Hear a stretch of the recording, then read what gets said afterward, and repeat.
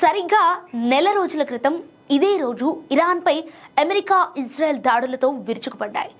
ఏం జరుగుతుందో తెలుసుకునే లోపే ఇరాన్ సుప్రీం లీడర్ ఖమీనీ మరణ వార్త ప్రపంచ చెవిన పడింది. ఇక అప్పటి నుంచి మొదలు దాడులు ప్రతి దాడులతో యుద్ధం తారాస్థాయికి చేరుకుంది. వారం 10 రోజుల్లో ముగుస్తుందనుకున్న ఇరాన్ వార్ నెల రోజులు గడిచినా భీకరంగా సాగుతూనే ఉంది.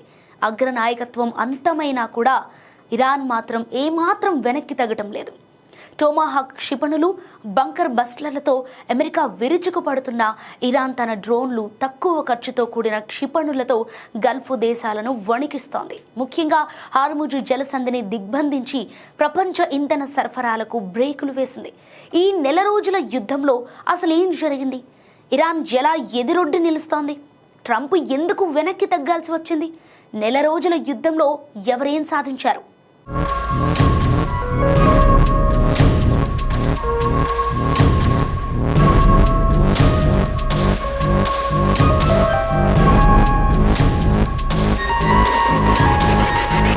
యుద్ధం మొదలైన తొలి 24 గంటల్లోనే అమెరికా ఇజ్రాయెల్ దళాలు ఇరాన్లోని 1500 లక్ష్యాలపై విరుచుకుపడ్డాయి.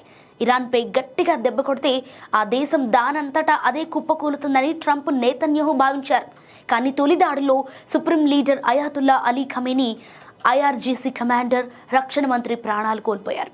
మినాబ్లోని ఒక ప్రాథమిక పాఠశాలపై జరిగిన క్షిపణి దాడిలో 175 మంది ప్రాణాలు కోల్పోవటం ప్రపంచవ్యాప్తంగా తీవ్ర విమర్శలకు దారితీసింది. దీనికి ప్రతీకారంగా ఇరాన్ కేవలం 100 గంటల్లోనే 500కు పైగా క్షిపణులు, 2000 షాహిద్ డ్రోన్లతో విరుచుకుపడింది.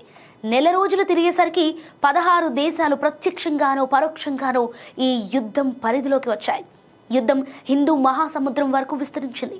ఇండియాలో నావల్ ఎక్సర్సైజ్ ముగించుకొని వెళుతున్న ఇరాన్ యుద్ధ నౌకను అమెరికా జలంతర్గామి ముంచేయటం సంచలనం సృష్టించింది. రెండో ప్రపంచ యుద్ధం తర్వాత అమెరికా సబ్మెరైన్ చేసిన తొలి దాడి ఇదే. సో ఈ ఘటనలో 90 మంది ఇరాన్ నావికులు మరణించారు.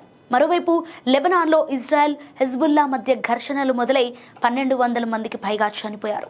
అటు ఇరాన్లో ఇప్పటి వరకు 1400 మంది పౌరులు సహా 3300 మందికి పైగా ప్రాణాలు కోల్పోయారు.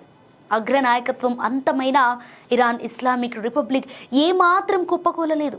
రెండో వారంలో ఖమేనీ 56 ఏళ్ల కుమారుడు మొజ్తబాను కొత్త సుప్రీం లీడర్గా ఇరాన్ అసెంబ్లీ ఆఫ్ ఎక్స్పర్ట్స్ నియమించింది. ఫిబ్రవరి 28 దాడుల్లో మొజ్తబా ప్రాణాలతో బయటపడ్డాడని ఇరాన్ చెబుతున్నప్పటికీ ఇప్పటి వరకు బహిరంగంగా కనిపించలేదు. తీవ్రంగా గాయపడి కోమాలో ఉన్నాడని అమెరికా చెబుతోంది. మూడో వారంలో ఇంధన క్షేత్రాలపై పరస్పర దాడులతో ఆయిల్ వార్ తీవ్ర స్థాయికి చేరుకుంది. ఇంధన ఉత్పత్తికి సంబంధించిన కేంద్రాలపై దాడులు జరగటం ఇదే ఫస్ట్ టైం. సో ప్రపంచంలోని అతి పెద్దదైన ఇరాన్లోని సౌత్ పార్స్ గ్యాస్ ఫీల్డ్పై ఇజ్రాయెల్ బాంబుల వర్షం కురిపించింది. దీనికి ప్రతీకారంగా ఖతార్లోని గ్యాస్ ప్లాంట్, సౌదీలోని అరాంకో రిఫైనరీలపై ఇరాన్ దాడులు చేసింది. గత 4 వారాలుగా హార్ముజ్ జలసంధిపై ఇరాన్ పట్టు బిగించింది. మందు పాత్రలు, డ్రోన్లతో ఈ జలసంధిని ఇరాన్ ఒక కోటలా మార్చేసి ప్రపంచ ఇంధన సరఫరాలను కట్టడి చేస్తోంది. ఈ మార్గం గుండా సురక్షిత రవాణా కోసం ఇండియా సహా 5 స్నేహపూర్వక దేశాలతో ఇరాన్ ఒప్పందాలు చేసుకుంది. శత్రు దేశాల ట్యాంకర్లకు ఇది నో ఎంట్రీ జోన్గా మారింది. మధ్యస్థంగా ఉండే దేశాల నుంచి ఇరాన్ భారీగా టోల్ వసూలు చేస్తోంది. దాదాపు 50% ముడి చమురు హార్ముజ్ గుండానే వస్తుండటంతో ఇండియా అప్రమత్తమైంది. అయితే యుద్ధానికి ముగింపు పలకటం అంత సులభంగా కనిపించడం లేదు. చమురు ధరలు 40% పెరగటంతో దిగివచ్చిన ట్రంప్ కాల్పుల విరమణ చర్చల కోసం దాడులను ఏప్రిల్ 6 వరకు తాత్కాలికంగా నిలిపివేశారు.